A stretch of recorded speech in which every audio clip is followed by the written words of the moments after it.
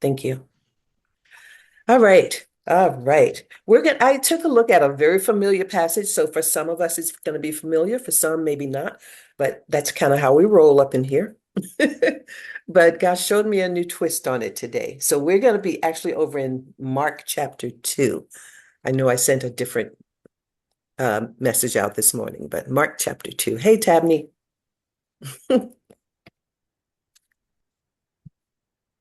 Mark chapter 2. We're going to read verses 1 through 12. If I can grab a reader, that would be awesome.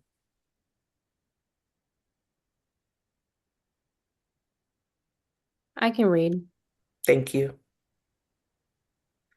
If everyone's there. Uh, I'm reading ESV. Jesus heals a paralytic. Verse 1. And when he returned to Capernaum after some days, it was reported that he was at home. And many were gathered there together, so that there was no more room, not even the door. And he was preaching the word to them. And they came, bringing to him a paralytic carried by four men. And when they could not get near to him because of the crowd, they removed the roof above him. And when they had made an opening, they let down the bed on which the paralytic lay. And when Jesus saw their faith, he said to the paralytic, Son, your sins are forgiven. Now some of the scribes were sitting there, questioning in their hearts, Why does this man speak like that? He's blaspheming. Who can forgive sins but God alone? And immediately Jesus, perceiving in his spirit that they thus questioned within themselves, said to them, Why do you question these things in your hearts? Which is easier to say to the paralytic, Your sins are forgiven, or to say, Rise, take up your bed and walk? But that you may know that the Son of Man has authority on earth to forgive sins. He said to the paralytic, I say to you, rise, pick up your bed, and go home. And he rose and immediately picked up his bed and went out before them all, so that they were all amazed and glorified God, saying, We never saw anything like this. Okay. Anyone unfamiliar with this? So we've all kind of heard it. Let's talk about it. What jumps out at you? Why? What stands out and why? Like I said, it isn't a new passage tonight, but we're going to do a little twist on things, I think. I'll just go because I was already talking, but I've recently been thinking about this passage. Everyone on here pretty much knows that my husband struggles immensely with mental health. And this passage came to mind because this man was physically paralyzed. Hmm. But with my husband, when he struggles immensely, it's very similar. And a lot of times I have to carry him through whatever it is. And so to me, I thought about this passage in the sense of sometimes there are people in our lives that are not just physically stuck. And more and more, we're seeing more mental health be on the rise and just at people's mind in the forefront. So there may be some people that we need to help through that as well. And I think that's the way we can bring people to Jesus too, to find healing. So that doesn't necessarily say anything in the scriptures I read, but that's what I've been thinking about lately is that Right. there's different types of, is paralyzation a word? I don't know. Yes. Um, but there's different people we're going to have to pick up through different things. Right.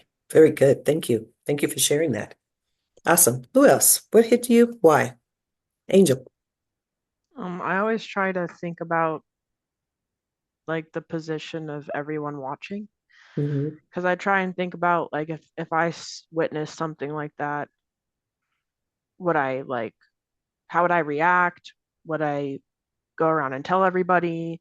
Would I stand there in shock? Would I believe or not believe? Like what stance I would take? Um, because I just can't. I feel like I have not personally witnessed something that like in your face miracle all of a sudden. Hmm. Um, so I just always try and think about like where where would I stand and what would I do if I saw something that miraculous in front of me. So Awesome. Who else? MJ. Um, the first time I read this, I remember being kind of confused. And I feel like every time I go through it, I still have some level of confusion. Hmm. Because when he first, I always think great friends. for getting him there, Great for friends. carrying him. But then he does initially say, "Son, your sins are forgiven." And then he says, which is easier to say, "Your sins are forgiven," or to say, "Take up your mat and walk." But so that you may know I have authority to forgive sins, I tell you, take up your mat and walk. So he already initially says, like, your sins are forgiven, which I think was maybe because then too they would think that having physical ailments were sometimes stemming from having sin or committed Right. sins or something. Um, but if it's that he is saying I have authority on earth, so I can actually change things on earth, I tell you, get up and walk. If that is supposed to be kind of what is happening. Yes. Good. Very good. I think we're going to go back to some of that. Anyone else? What'd you get out of it? Bridget. Um, I think I've read this a lot, but I feel like what stands out to me is like this and like a lot of the other miracles where people like were so desperate to get to him that they Hmm. did not care. Like these friends were so desperate to get their friend help. They're like, we're gonna cut a hole in someone's roof. Didn't even know who they were. Or like the woman bleeding who was like, I just have to touch him. Or like, all of those things. So I feel like it's like I don't know if there's like a higher level of respect that Jesus had at the time, but I think he was like, okay, like these people clearly like fought tooth and nail to get to me, or I can't remember who it was that like climbed up the tree to like see him. So kind of like um I guess just like great acts of faith in Hmm. a sense, Hmm. and like being I don't know if rewarded is the right word for it, but like being healed in response to like that like laser focus of like I need to get to Jesus now. Right. Right. Okay. Beautiful. All right. I love, we're going to tie in a lot of what everyone said. I love what she had mentioned, if there's different forms of being paralyzed. And I do believe there are. I think all of us are paralyzed in some area or some way. Think about your own life. What's an area that you just, my body simply won't do, or I can't seem to make things happen? What's an area of paralyzation, if that's a word, in your life?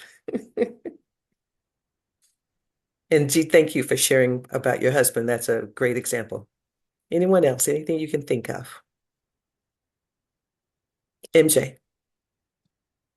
Um, I have had moments where I feel like that, and it's normally if I like something's happening that I feel like is totally out of my control, Hmm. and I have that moment, and it's normally if I'm like in a moment with someone else where they're like causing stress that I realize I'm like, okay, I actually can't control anything that they're doing, and I feel very like stuck for a moment. I'm like, well, I have no control in this situation, and I feel like paralyzed by that for a moment, Yeah. where I'm truly like, ooh. I'll just sit there. Everyone's like, you're really still all of a sudden. I'm like, uh-huh. Yes. Okay. Very good. Thank you. Bridget was at a hand, just wiping your eye. Oh, I could do both. Okay. Um, I would say like right now where I feel paralyzed is like depression and mental health. Like I feel like I'm doing all the things, but I still feel stuck. I still feel gray. I shouldn't be getting teary right now to talk about it, but I can't like stop or I can't like get out of it. So I feel Right. stuck. Like that's where I feel like paralyzed, even though I'm trying. Right. Very good. Thank you. Thank you for sharing that. Angel. Um, I talked about this at midweek. What was the question again at midweek? Like, what we want the Holy Spirit to change in our character. Hmm. Um, I have like a deep-seated anger towards my family, and I go back and forth. Like I feel this like deep sense of forgiveness, and then something else will happen, and everything comes back again. Um, and I struggle with like knowing the line of forgiveness and reconciliation and how much to how much is in my control and out of my control when it comes to the relationship with my family. We're a very dysfunctional, uh, group, and it's like a deep hurt for me because I want that dynamic. I feel like I have a higher standard for them than I do other people because they're my family. So I feel like I'm supposed to have this closeness with them that I don't have. Right. So it's like I feel paralyzed in that anger sometimes because I don't want it and I want so bad to like forgive and give them love. But sometimes it's like it's painful when I do, and I try and give in that relationship, and um, not really looking for reciprocation, but more like for them to accept it and for us to get over a hurdle somewhere. Mm-hmm. Um, so yeah, like I lose hope in that sometimes, and I get stuck in that anger, and um, it feels it feels paralyzing because I just want to be able to get past that. So yeah. Good, good. Yeah, I think, and we're going to dig into this a little bit deeper. Sometimes when we think paralyzed, we think literally a person can't move. And that's like the only thought that comes to mind. But what we're hearing is that it is possible for us to be paralyzed and still moving, but yet we can't move in certain areas of life, and that's what we're going to dig into. For me, I think it would be finances. Finances can paralyze me. I have moments. Um, and it's because I grew up with nothing and I'm not in that place now, but all I need is some bill to show up that I did not know about. And I go, I mean, immediately it triggers something. And I'm like, okay, what is this? What can I do? It's like I freak out. And you go, okay, BJ, stop, breathe, relax. There's something very paralyzing about it. But what I went to see as I started studying this was that Jesus had a certain degree of paralyzation that he went through as well. And then this man represents it. So I want us to take a look at that tonight. Um, where was he? What location was he in during this time? Capernaum. Capernaum. Has he ever been there before? I, In I believe so, right? yeah, in the NLT it says when Jesus returned. So I don't remember when, but it gave it away that he has to have been there. When Mhm. Jesus returned. Thank you, Tabney. I just want to take us through some of the different times he's been through here and what he did. This is where he worked most of his miracles. He came through Capernaum and he worked most of his miracles. This is where he healed the centurion's son. This is where he healed the official, the nobleman's son, Simon Peter's mother-in-law, the paralytic, which we're going to look at tonight. This is where he cast out the unclean spirit. Um, Jairus's daughter, the woman with the issue of blood. He did a lot in this location, but they never responded. So if we think in terms of the scripture says that God is the head of the body. So Jesus is the head of the body. We're the body. So if Jesus is the head and the body is not responding, it's the equivalent of being paralyzed. When someone is paralyzed, the brain is sending signals, but what? The body is not responding. The body is not responding. So here's Jesus. He kept coming back to his town, working miracles, showing them, I am the one. That's why when G read it at the end, he says, I have authority in something. The Son of Man has authority on earth to forgive sins. He was constantly trying to show the people, all authority is mine, but they simply were not responding. So there was a disconnect between Jesus, the head, and the people that God has sent him to. Now, were the people there? Did they turn out for him? What did they do? Did they not show up? It was so packed. What Overflowing. what does that tell us? It was so packed that they couldn't even get the man on the mat close to him. So what does that say? They're not responding, but they're there. Yeah. It says like curiosity. It says, I probably do believe you, but the masses aren't doing it. So let me just go to pretend. I mean, I could see like a multitude of thought processes that the followers. Also, it could be your biggest haters always keep their eyes on you. You know? Yes, because his biggest haters were there. The Yeah. Pharisees, they were there. They were all there. The city of Capernaum represent many of those who were exposed to the gospel, but just never responded to it.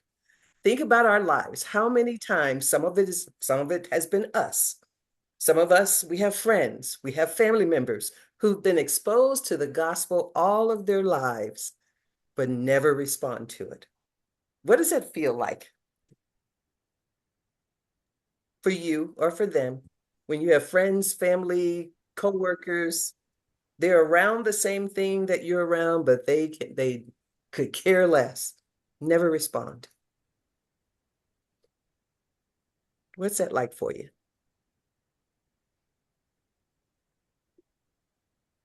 MJ, I'm Uh, sorry. I was gonna say I kind of have an interesting dynamic with my dad because he Hmm. was raised very Catholic, went to Catholic school. Growing up, he was always going to church on Sundays. And he didn't really like force it on us too much. Like me and him would go through the rosary sometimes. But I feel like he kind of in maybe the last like 5, 10 years or so has kind of I feel like had more of a falling away from the church. He Hmm. still prays, still believes in God, but like less in like the strict sense of how he viewed it through Catholicism. And then I'm kind of coming into more of my belief. So we're Right. like kind of waving at each other as we're going by, but we still have moments where because I'm freshly reading through the Bible. So I'll bring up stuff that I'm reading to him and like talking about revelations that I have or whatever. And he's trying to recollect and going through things that he maybe hasn't read in a really long time. So it is kind of like an interesting meeting for us of him being like, oh, well, like I'm not sure about that. And like me reaching out to him now to be like, no, come back, believe in it with me. Like it's not just a story kind of type thing versus when sometimes I'll bring things up and he says, like him and my mom will go, that is a really nice story. I'm like, yeah, and it is a nice story and I did learn a lot from it, but it is like it's an interesting flip and dynamic where when I was younger, I know that he had like a fear of like wanting me to be baptized and like having belief. And then now that I am like leaning more towards that baptism and having belief, like he's kind of flipping. So it's like an interesting Right. mirroring of each other. Right. Okay. Okay. Good. Anyone else? You look at Angel. Sorry. I'm going to speak personally about myself. Um, God was always spoken of in my household. And like my mom wasn't really like a churchgoer since I was little, but it was always like a conversation. I knew of it.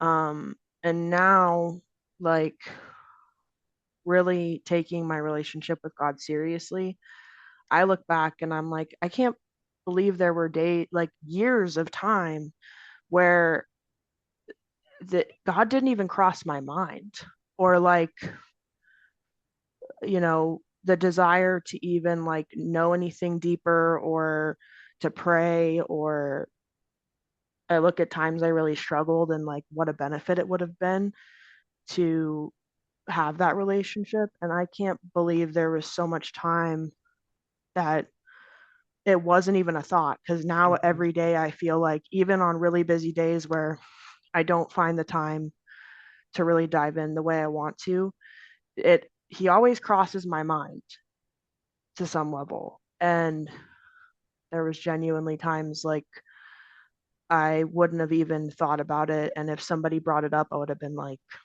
what? Like, why is that what we're talking about? So um it's interesting to like think about all the times that what would have been different if Mhm. I did have God at the forefront of my mind. Mhm. So, Well, thank you. Thank you. Yeah, I want us to look at, as we comb through this, I want us to draw parallels. The way in which they came out to see Jesus, but yet not followed him, but the crowd was so huge, it was almost as if he was a freak show. What's a freak show? What do I mean by that? Like a spectacle. He was a spectacle. He was doing some wonderful things, so everybody was oohing and ahhing, but it was like, ooh, let's go see the man. Let's go see the man who, let's go see. You think about the man that was paralyzed on this mat. I don't know how long. I don't know if he was born that way, but they tend to be anybody with any kind of disability that's different from the norm. They tend to be, in the eyes of those who are quote unquote normal, a spectacle. In what way, if I were to say that? They tend to also be a spectacle. As like an outsider, is not accepted. Like it makes me think of The Greatest Showman, the bearded lady. Like they were coming to not make fun of her to her face, but make fun of her in their brains. Like, or just maybe not make fun of, but like be curious. Like, it was just so odd that they wanted to see it up close and personal. Like, we got to go see this for ourselves because it's like, we can't believe it. So yeah, I think of The Greatest Showman a lot of times. And why do we want to go to circuses or why do Cirque du Soleil, things like that. It's just like so different. You can't watch it anywhere else. Yes, we have to be careful that we are not treating Jesus as a spectacle. God is not a spectacle. We are not sitting in the bleachers watching a game and go, ooh, what is he going to do today? Ooh, he did this. And that is what the feeling is, because it says there were so many people. And it would be different if those people were responding, but it doesn't say that. It just says they were there, oohing and eyeing and watching. And we have to ask ourselves, am I oohing and eyeing over what God is doing as a spectacle? Am I just an outsider looking in? Or am I actually a part of things? Bridget, saw your hand. Um, you kind of said it, but it was kind of like all these people were going to him, but some of them were going to him truly to be healed, not just, physical ailments or like for this spectacle of ooh and ah. It was like I want you, and I know that you are the only way that I'm going to be better all around. And the others, like the Pharisees were there for these wrong reasons of like, oh, like what is this? And more again, like you said, like a show almost. And then Mm-hmm. like that, like it almost is like Mean Girls, like, oh, like what are they doing? Like, you know what I mean? In a weird way. So I feel like, and he already knew whose hearts were in the right places. Right, right. Good. I love that. Tabney, is that a hand or are you just, I couldn't tell. Okay. Yes, I want us to look at, I'm sorry, MJ. Hey, Oh, Sid, I you was were gonna saying. say too, for what she was saying of like people coming to be healed versus people there for the spectacle too, I think a difference for this too would be that like he was coming with like a physical ailment. Um, and we'd seen that before too when he's like healing the blind, the demon possessed, or the woman who's bleeding. Mm-hmm. But then the people who are oohing and awing are probably the people who are going like, well, I'm not paralyzed. I don't have to go to him to heal. I can come and see the spectacle of healing, which I feel like is something that like I felt about religion, I think, for a while too. I think Angel was saying where like she was like, there's so many times where God never even crossed her mind. Hmm. Like there were times where religion was brought to me and I was like, I don't need that. I'm good. I have control. I'm fine. Which is not correct. And now I look back and I'm like, oh God. But I feel like there's like an ego to the doing and awing, where you're like, Hmm. I'm not the freak.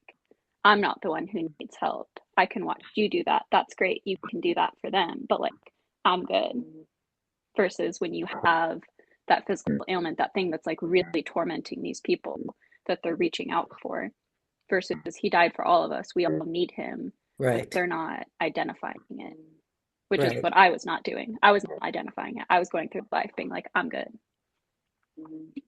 Very good. Very good. Sorry, Thank you. this is on my phone and it's vibrating. So sorry. It's okay. Cindy, we're in Mark 2, just so you know. Um, but yeah, if you look at it, and I love it, it goes back to I asked the question, where are you paralyzed? Where in your life? Because if we don't see an area in our lives where we are paralyzed, then we do very much what Angel is saying, what MJ is saying. Oh, that's for those people. I'm fine. I'm good. But his point is, we're all paralyzed in some area of our lives. That's where our deep, deep need for God comes in. Now, so we see that Jesus as the head is basically paralyzed because the people were not responding. The head was giving signals, but the body was not picking up on those signals. They came out to watch, they came out to spectate, but they were not picking up on the signals. What did this man, the paralyzed man on the mat, have to help him? What or who? I was gonna say I his would, friends. yeah. Say it again. His friends is what I was gonna say. He had a team of friends. Where they came from, we don't even know. How long they've known each other, don't know. All I know is there was a tenacity to these four guys. Why do I say that? What do we see in the four friends? A will to not give up. Ooh, a will to not give up. Good. What else do we see? I would say the audacity to make a hole in someone else's roof is pretty big. Oh, the audacity to make a hole in someone else's roof. Good. What else do we see? Thank you. I think sacrifice because carrying a limp human being is not easy. Carrying a limp toddler is hard. So, like, say this Yeah. was a man. I don't know. If he had been moving, he might have been a heavier man. So I think like to be able to have that care of like how far did they walk him? Then they had to Right. take him to a roof. Like it's just a lot of lifting. So I just feel like, when Moses had to keep his hands up, like it's just so Hmm. hard, but you have to have, those that'll keep your hands up. So I'm just like, they had to probably fight through pain. Hmm. Or it was four men, but still, some type of endurance that had to be there. Good. Good. Love it. Anything else? What do we see in these four? I love the audacity to put a hole in somebody else's roof. Angel. I was gonna say hope um for him because I think depending I can't imagine, what that's like in general, but how long we don't know how long he was that way. Um Especially, you know, in that time, like I could imagine people would be like, you're gonna be like this forever, no one can help you, this is how your life is. He might have even thought that way about himself, so hope for him to be healed and the willingness to, like everyone's saying, to make the stride to take him there. um I think about sometimes like I am where I am because other people had hope for me, Hmm. and prayed for me, and I think it's very necessary to keep going. So it wouldn't have happened if they didn't take him there. So Good. Again, I want to draw parallels. All those things, all those terms we just used could also be used to describe Jesus.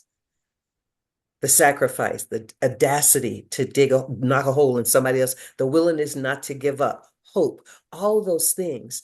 Remember, as I said, he has been to this city so many different times. Why? Why did he keep coming back to Capernaum? There we go.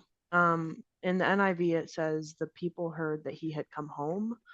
So maybe he had like a sense of home there, or he just saw the need and kept being drawn there to familiar people, or people he had seen before but couldn't Mhm. heal or weren't ready to be healed and came back. Yeah. Have you ever had anybody in your life that you so desperately wanted to help and you just couldn't do it?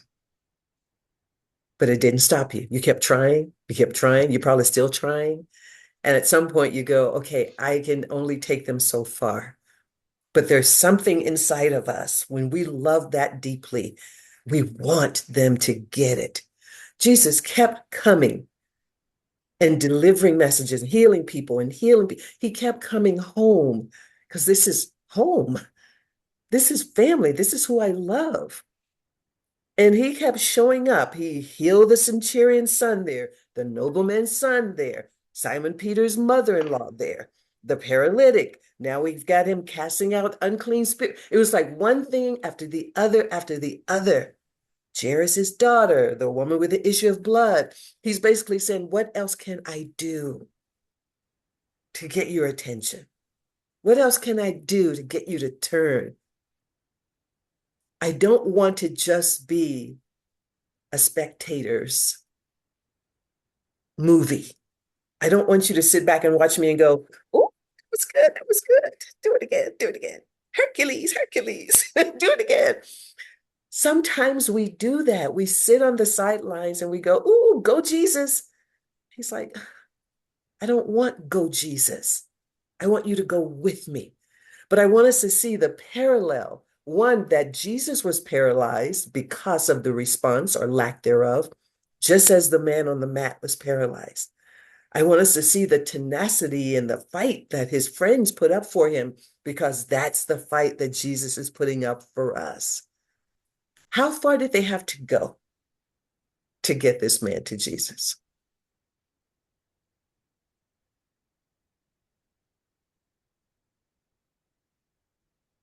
Because it wasn't an easy 1, 2, bang, it's over. How far did they have to go? It's what Bridget said. They cut a hole in somebody's house. And so they had to carry the man up to the top of the home, cut the hole, lower him, find some kind of apparatus or bed sheet or something, and position him to land in front of Jesus, surrounded by all those people. That's a Yeah, lot. that is a lot.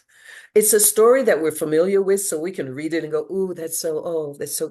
But if we really stop and think about this, how long did this take? This was a process, y'all. However long, I don't know where they walked him from. It doesn't tell us, you know. And now once they get there, they see all these people, they have to devise a plan. And then when they figure out what the plan is, did they have ropes on them? Did somebody have to go? This was a process. We think about Jesus saving us. How easy is it? How easy has it been? Each one of our saving stories have been different. How easy was yours? um I'm just gonna say rock bottom.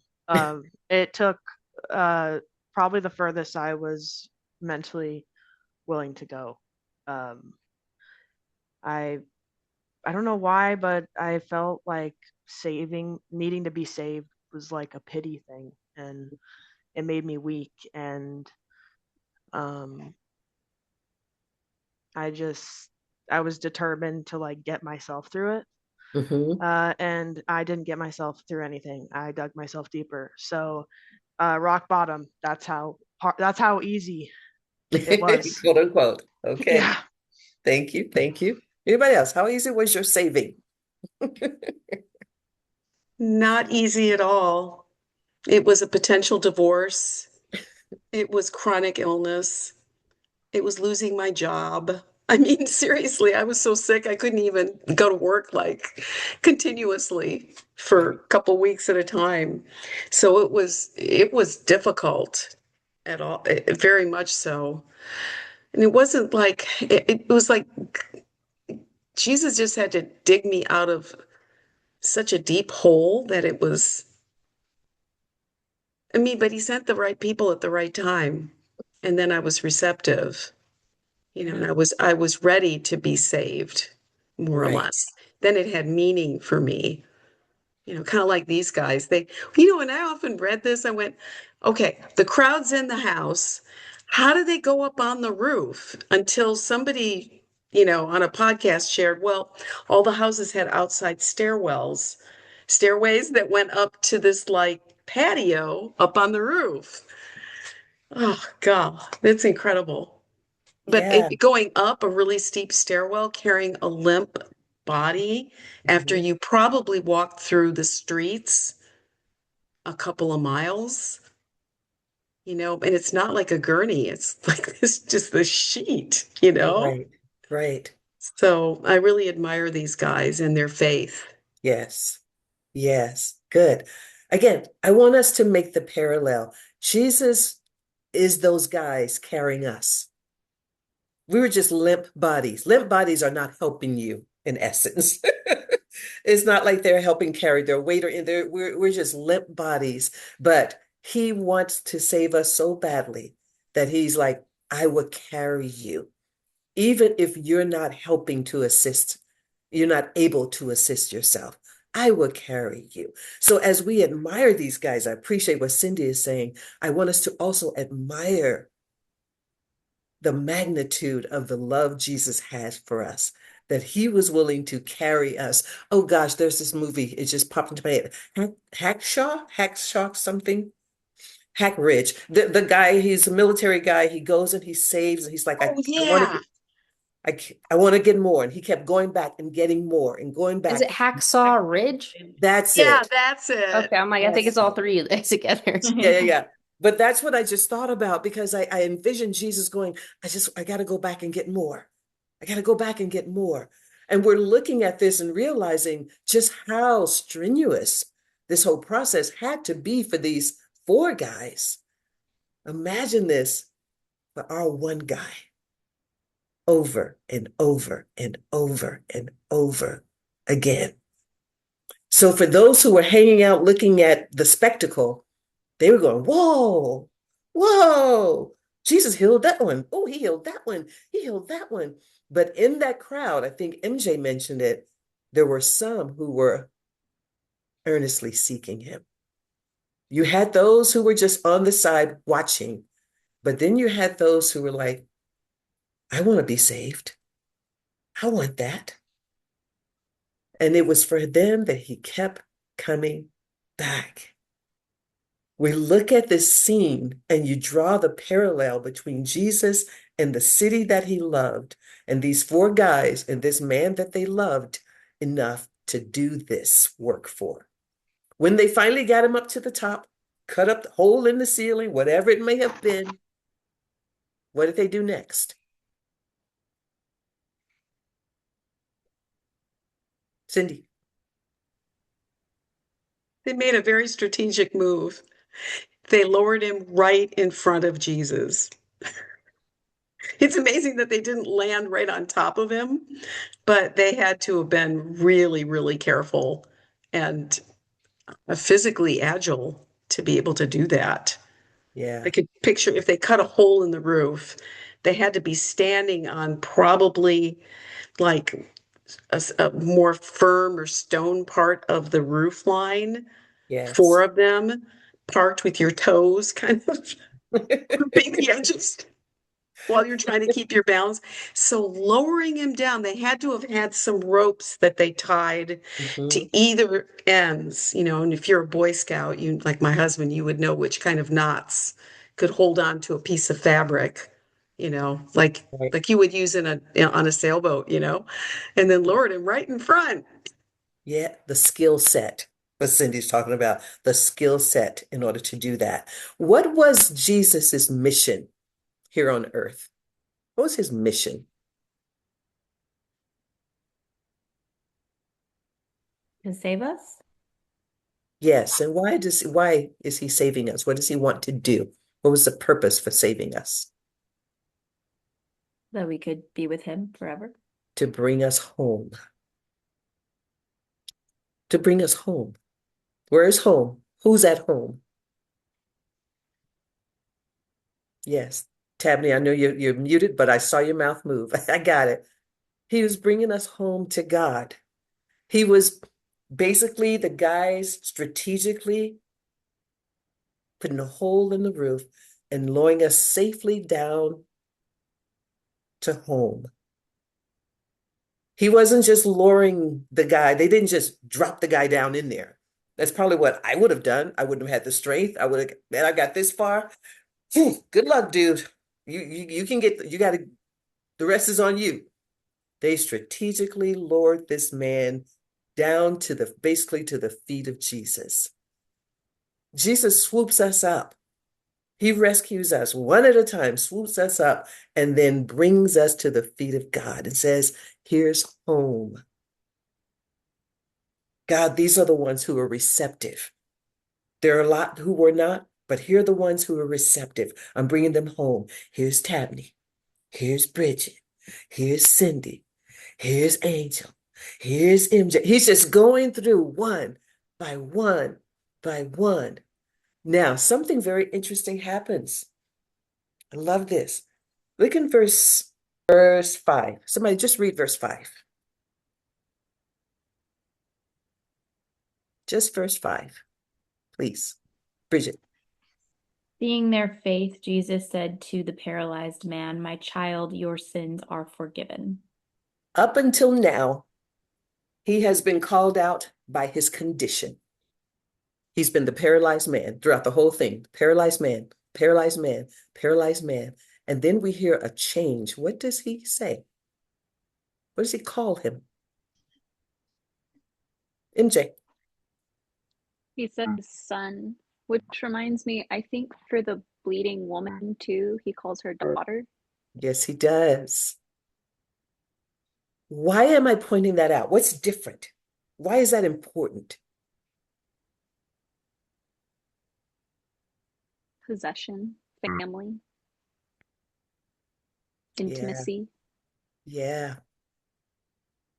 I love okay, G. Sorry, I And was I just think gonna Angel. say, also when you think about the Trinity and you think of Jesus being God, and when we, you know, become followers, there's this adoption, and it says that you become sons and daughters. So to me, like Jesus saying it is also the Father saying it.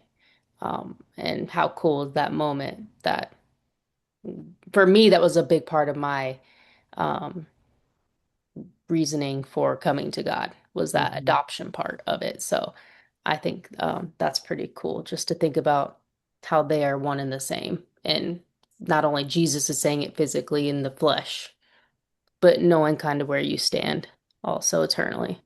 Yes. Good. Beautiful. Angel, that's in your hand? Yeah, I was gonna say it's because, I'm assuming they've never met before. So for, Jesus to have this reputation and the reason that they're bringing him to Jesus, and for Jesus not only to take the time and recognize them and see their faith, but to be that personal with them, like with him. And um, I think it shows how he sees us versus how the world sees us. Mm-hmm. Because everyone around probably saw this man, like you said, as the paralyzed man, saw him one way, but Jesus saw through that. Right. And yeah. Yes. Son, daughter. That tells you you're home. You belong here. You've been adopted, as G is pointing out. It goes full circle. Again, if we think about, okay, God sent Jesus here on a mission to bring his children home. So in the beginning of this story, it says when he came back home, all the people were there, but no one was really responding.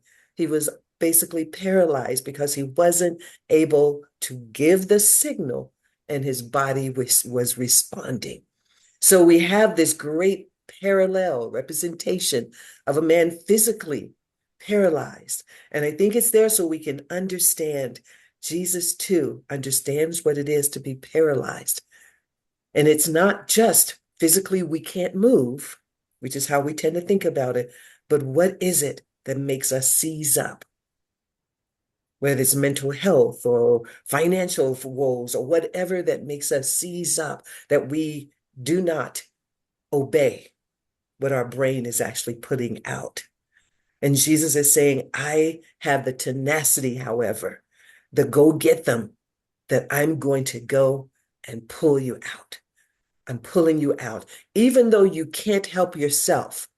I don't know who it was who said, I think it was Cindy, we're limp. There's nothing that we can do to rescue ourselves other than be willing to be pulled out. So when Jesus began to drop us off one by one, he's basically saying, son, daughter, you're home. Now, once the four guys dropped off this man, what happened to the four guys?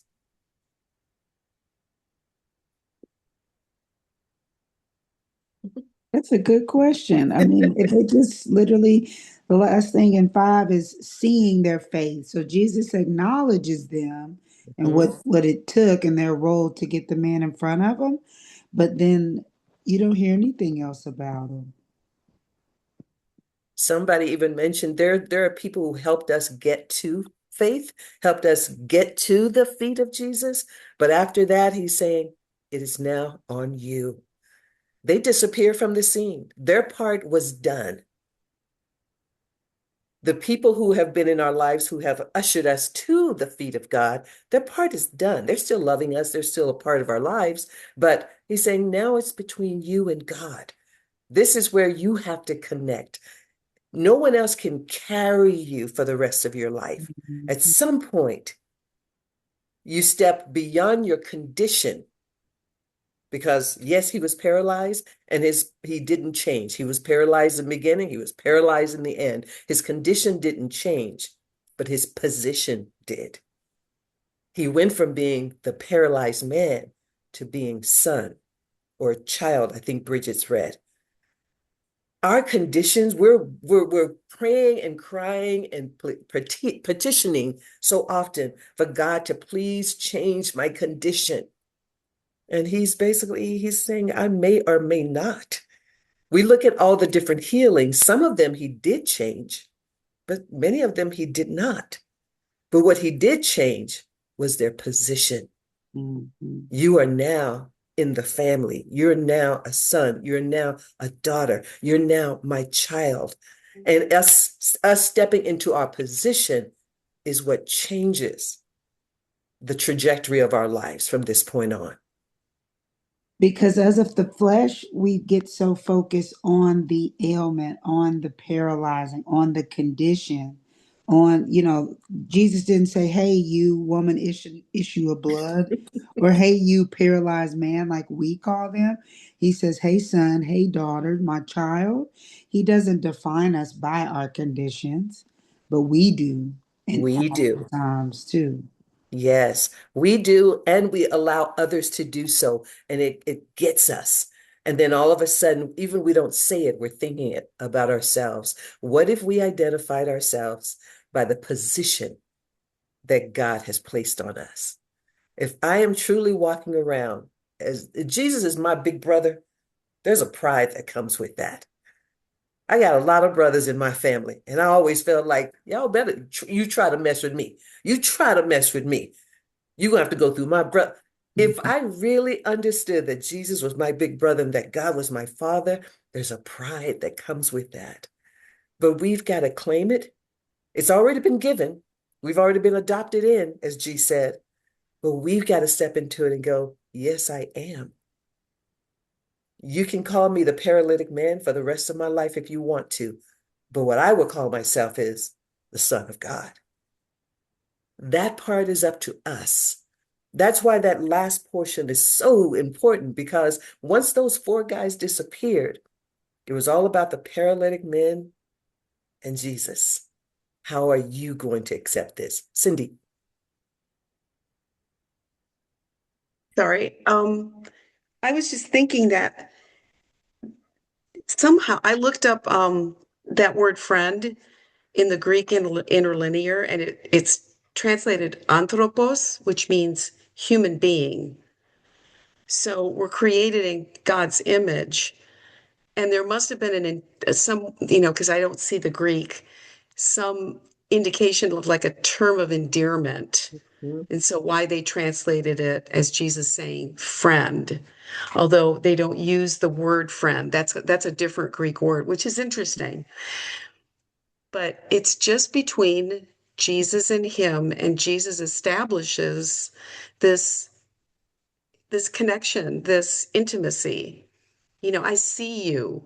Yes. You're not just a project or just a pile of problems, the way I see myself and the way sometimes I see others, Hmm. because I'm overwhelmed by the number of things that they have to deal with, and I have no clue where to start. But Jesus says, "No, I'll untangle all of this. I know how to do this." Yes. Yes. The intimacy. I love the word she used. Once it got down to when the four disappeared, it was just the paralytic man and Jesus, and the intimacy that had to be there in order for him to say, yes, I will accept the title of your child or son or whatever. That part is where we sometimes get stuck. If all the work that Jesus has done or friends have done to lead us to him, and then we get stuck in that one part because we don't feel worthy or deserving. So we shoo it off. No, no, you don't want to call me daughter. If you only knew, and we start playing that old tape. But this intimacy part is where I don't know if everybody else in the room disappeared. If it was a movie, the spotlight would just hit this man and Jesus. Because in the story, everybody else seemed to have disappeared. When in the beginning, it said there were so many people that they couldn't even, I'm going, what happened? What happened was God's focus was just on him. And we've got to come to believe, God, your focus is just on me. And if I can accept that, it helps me to move on. If I can't, I'll always hear how other people describe me, and that will become my identity.